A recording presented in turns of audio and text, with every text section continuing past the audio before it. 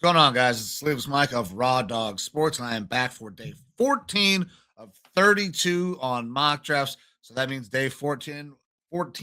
Sorry about that. We are on to the Ravens. The Ravens have got quite a few picks in this draft. Obviously, there's a ton of turnover with this team, with Harbaugh leaving. They could use probably some receiver, interior offensive line, maybe some help at the edge. They did go out, and we'll talk about the edge, but they run a 3-4. It was interesting how they were going to try to use Max Crosby in that 3-4 defense. That's what they're going to be doing with Trey Hendrickson.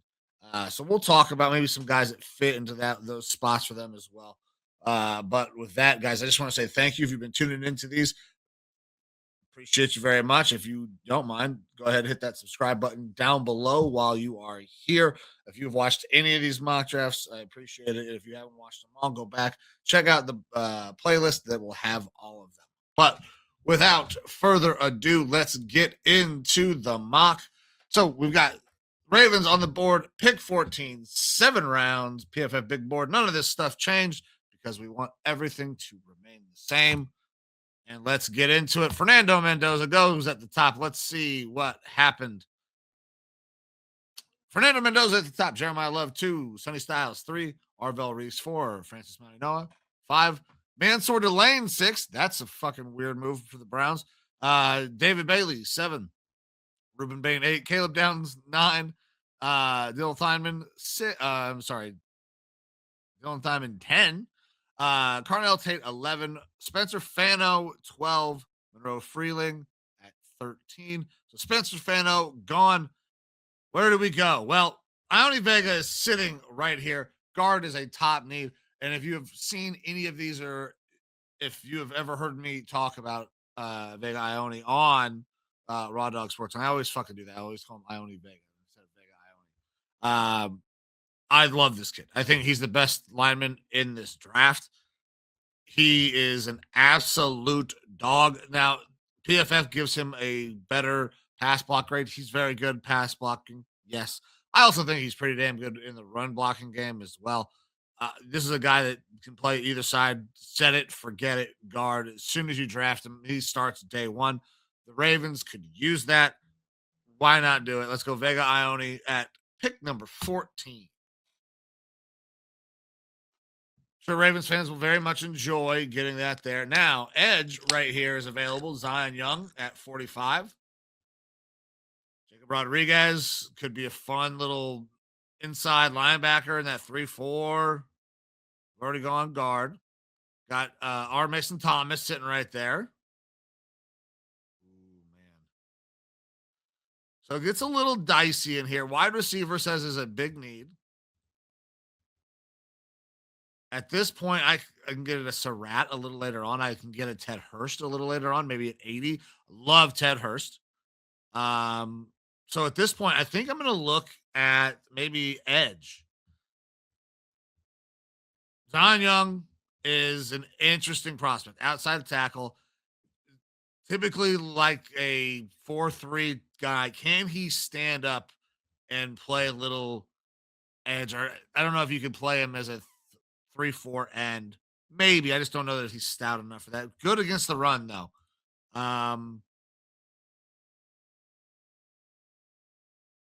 It's done a little bit over the tackle, mostly outside the tackle, though. Ugh.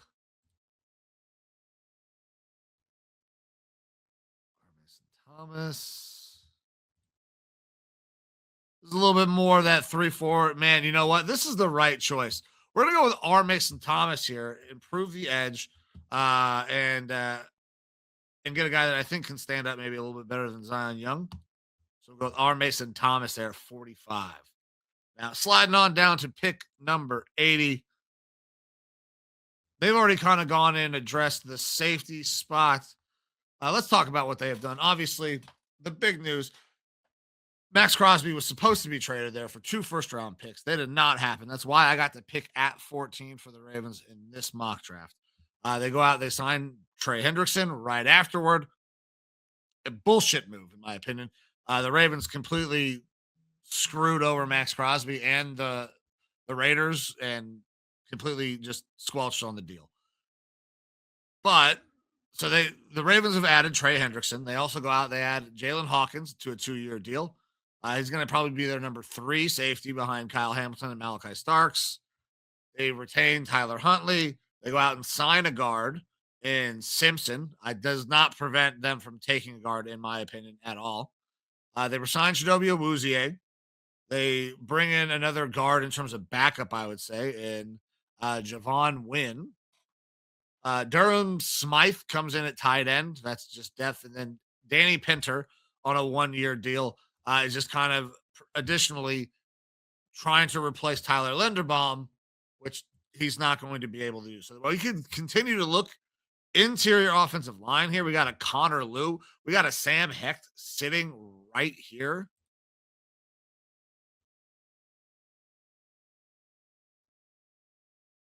You know what? They do typically like to run a little bit more power game. So I don't know that Sam Hecht makes the most sense. But man, he moves well. I'm gonna go with a Sam Hecht here, even though I could go with Connor Liu. I like Sam Hecht better. So let's go with a Hecht here.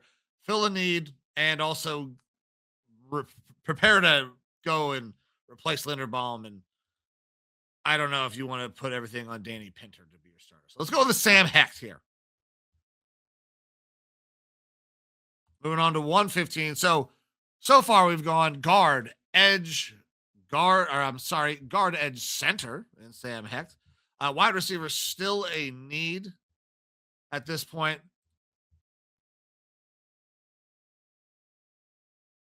I got a couple of options here. Now, there is a guy that I like right here in Jacoby Lane, average draft position 130. We're sitting at 115. PFF has him ranked as 136. But you know what? This is a bigger body guy, 6'4, 200 pounds. He is kind of thin framed, was at his media availability. I think that he can be a really good receiver in the league, runs routes really well, but maybe not the greatest jump ball getter. That's okay. Doesn't necessarily have to be. I don't see Lamar throwing it outside the numbers down the field too much to Jacoby Lane. So if he can run really consistent routes and help to win on the outside, that will help that team immensely, especially with Zay Flowers working the intermediates. So let's go with the Jacoby Lane here, even though it is a little far in terms of the rank to take him. PFF has been kind of giving me shit the entire time about, you know, what is happening here.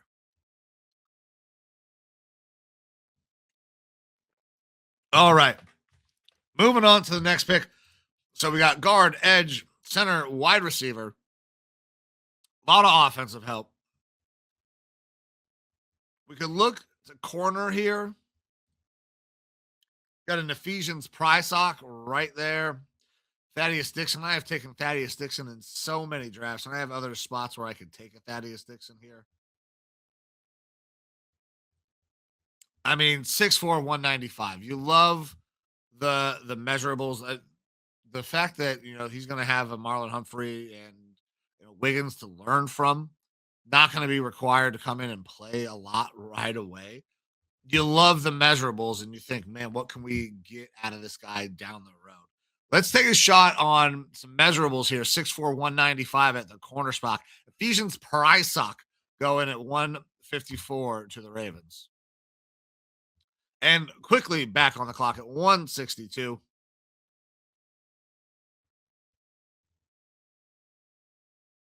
You know what? Katron Allen sitting right here.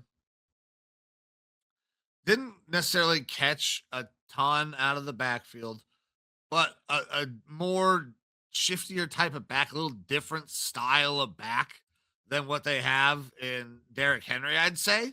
Derrick Henry, bigger, lumbering back. Could be a uh, nice option to pair there to help continue that, build that offense and work that offense. Obviously, Lamar Jackson's incredible, but we have seen that Lamar, can get banged up or they can take him away, and it becomes really difficult for them to win unless Derrick Henry just goes ape shit. So you continue to build some weapons. We've already attached, Jacoby Lane. We've improved our offensive line. Can we give a little change of pace back here? I don't hate that idea. I also, Joe Royer would not be terrible at this spot. You got Mark Andrews, and like I said, they brought in Durham Smythe, but they need a third tight end probably. So Joe Royer right here, also a possibility. But for me, man, I'm gonna go with a Katron Allen. Derrick Henry is getting up there in age. He will not be around forever. Let's get a young back who can be dynamic for us. And back to back picks here 173, 174. Uh, we're going to address receiver again because I don't love the receiver group like we talked about. We got Zay Flowers, and then behind that, it's Rashad Bateman, who's been kind of a bust. Devontae Walker, uh, Jonte Wester, Dayton Wade, Cornelius Johnson. Like most of these, you don't know who most of these guys are. I did watch Josh Cameron though down at Senior Bowl, and he was really, really good. Doesn't necessarily get a ton of separation, but really good at showing late hands. Good finishing catches through contact. I'm about to sneeze. Excuse me. So Josh Cameron right here to help continue to build that wide receiver room. And he is a little bit of a different style of wide receiver. He's your bigger body guy, 6'1, 224. Not tall, but thick as all hell. So that gives you different builds at that wide receiver group. So let's go Josh Cameron here. Now we got 174 right back at it. So we've gone guard, edge, center, wide receiver, corner, halfback, wide receiver. Feel like we should turn back to that defensive side of the ball. Man, I got a Thaddeus Dixon still sitting right there. Let's go take a look at some linebackers, though.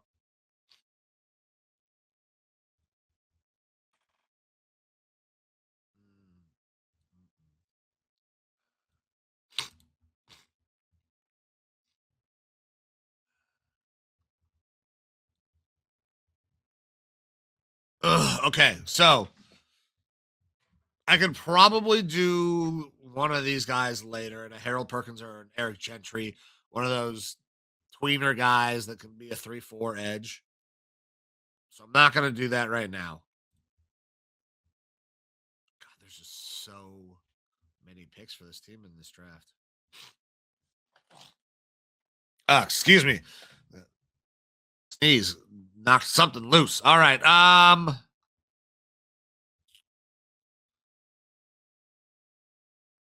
not another guard that I care to look at right here either, really. Got Jeremiah Wright, but I mean, that entire Auburn team, I don't think was very good. He's a huge human being. He can continue to give you depth. I mean, depth is going to always be good, especially in the AFC North. It's tough football. Let's just go ahead and pile on in some depth here with Jeremiah Wright. All right, down to 211. Man, and I feel like this is another spot where we could take a flyer on a interesting prospect in Lorenzo Styles. Ran crazy fast. 6'1, 195. Didn't play hardly at all at Ohio State. Started out as a wide receiver at Notre Dame. Could be interesting. You got a Tyron Montgomery sitting right here. But you know what, man? I've done this several times, and their need for another tight end late in the draft is there for sure because they've only got two on the roster at this moment. So Oscar Delp sitting right here. Let's go with an Oscar Delp to help round out that tight end room. Then sitting here at 250. So Eric Gentry, one of those linebackers I was talking about, that kind of a tweener kind of guy, 6'6", 225, plays linebacker. Could end up being an edge. He's very slight of frame, though. I mean, you're not expecting a pick 250. He doesn't have to do a ton. The Ravens typically are a pretty well coached, good organization.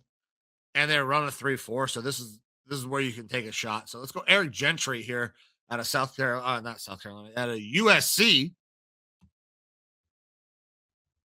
Man, the SC got me all messed up. All right. And then with the last pick, 253. Oh, I mean, shit, let's take a flyer. Tylen Green, baby. You want to talk about somebody who can help replicate what Lamar Jackson does? I mean, this is the guy, athlete of all athletes, not a great thrower of the ball. I did not love what he did at Senior Bowl in terms of throwing the ball, but he's an exceptional athlete. You got Lamar Jackson. This is an insurance policy. You let him kind of hang out. You brought in Tyler Huntley. Tylen Green can hang out, learn from those two veterans, and then maybe at some point he either moves on, you use him as draft capital, or he becomes your permanent backup. God forbid he has to become your permanent starter, but it's something similar to what Lamar does. So we're going to go with a Tylen Green right here to wrap this thing up. We'll see what PFF says. All right, so I drafted Vega Ione. I should have drafted Makai Lemon. Agree to disagree, but all right. So Vega Ione gets a B. R. Mason Thomas, B minus. Sam Hecht, B plus. Jacoby Lane, C plus. Ephesians Prysock, C. Katron Allen, B minus. Josh Cameron got an A. Jeremiah Wright got an A. Oscar Delp, C plus. Eric Gentry, B plus. Tylen Green, B minus. Overall grade of a B, and the bottom 35% of Ravens draft. So Ravens fans, let me know how I did. Was this good? Was this bad? Do you like the idea of improving that offensive line, especially considering that you lose Tyler Linderbaum? Or do you want to go with the weapons early and try to help Lamar? Do you want to go defense? Because that defense struggled mightily at times last year. So let me know in the comments where you would have gone, where I got it right, where I got it wrong. But Ravens fans, I appreciate you, even though I'm a Browns fan. If you guys tune in and check this thing out, thank you very much. Anybody who does tune in and checking these out, thank you very much. Time is the most valuable thing that you have. So anytime you give something to me or anybody associated with the No Sleeves Network or Raw Dog Sports, I am forever grateful. But with that, I'm going to get out of here, and I'll see you guys tomorrow.